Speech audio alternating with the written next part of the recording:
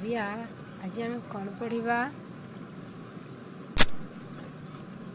ଦିଦି, ଆଜି ବହୁତ ଗରମ ହେଉଛି। ପାଠ ପଢ଼ିବାକୁ ମନ ହେଉନି। ଆଜି ଗପ ଶୁଣିବାକୁ ଇଚ୍ଛା ହେଉଛି। ତୁମେ ଭାରି ଜିଦିଆ, ନ କହିଲେ ଜମା ଛାଡ଼ିବନି। ମୁଁ କହିବି, ତୁମେ କାଲି ଆସିଲେ ମୋତେ ସେ ଗପଟି ଶୁଣେଇବ ତ? ଆଜ୍ଞା ଦିଦି।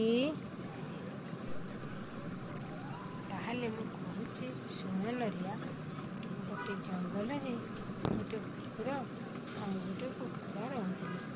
ସେମାନେ ଦୁଇ ମିତ୍ର ଥିଲେ। ତାଙ୍କର ବହୁତ ଭଲ ସମ୍ପର୍କ ଥିଲା। ସେ ଦୁହେଁ ଦୁହିଁଙ୍କୁ ଛାଡ଼ି ରହିପାରୁନଥିଲେ।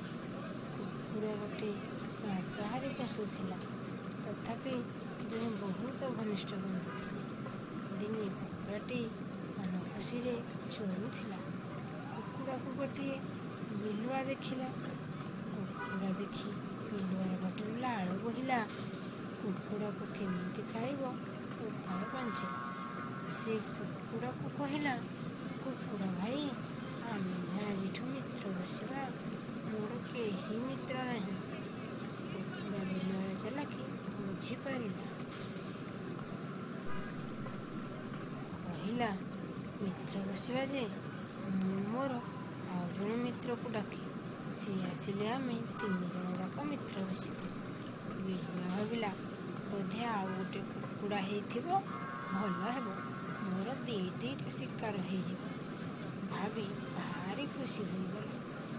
କହିଲା, ଡାକ ତାହେଲେ, ଆମେ ତିନି ଜଣ ଯାକ ମିତ୍ର ବସିବା। ଏହା ଶୁଣି କୁକୁଡ଼ା କହିଲା, କକ୍ କକ୍ କକ୍ କକ୍ କରି ଡାକ ଛାଡ଼ିଲା। କୁକୁର ଜାଣିପାରିଲା ତା ମିତ୍ର ବିପଦରେ ପଡ଼ିଛି।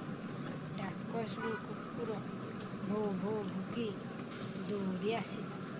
କୁକୁରକୁ ଦେଖି ବିଲୁଆ ଦେହ ଥରି ଉଠିଲା। ସେ ଭାବିଲା, କୁକୁର ମୋର ଚାଲାକି ବୁଝିପାରିଛି। ସେ ମୋତେ ଏଇନେ ମାରି ଖାଇ ପକାଇବ। ଭୟରେ ସେଠୁ ପଳାଇଗଲା। ଆଚ୍ଛା ନରିଆ, କହିଲ, ଗପଟି ତମକୁ କେମିତି ଲାଗିଲା? ତମେ ଏ ଗପରୁ କ'ଣ ଶିଖିଲ? ମନରେ ଖରାପ ଚିନ୍ତାଧାରା ଥିଲେ ସବୁ ଖରାପ ହିଁ ହେବ। ସବୁବେଳେ ମନ ସଫା ରଖିବା ଉଚିତ। କାହା ପ୍ରତି ଖରାପ ଉଦ୍ଦେଶ୍ୟ ରଖିବା କଥା ନାହିଁ।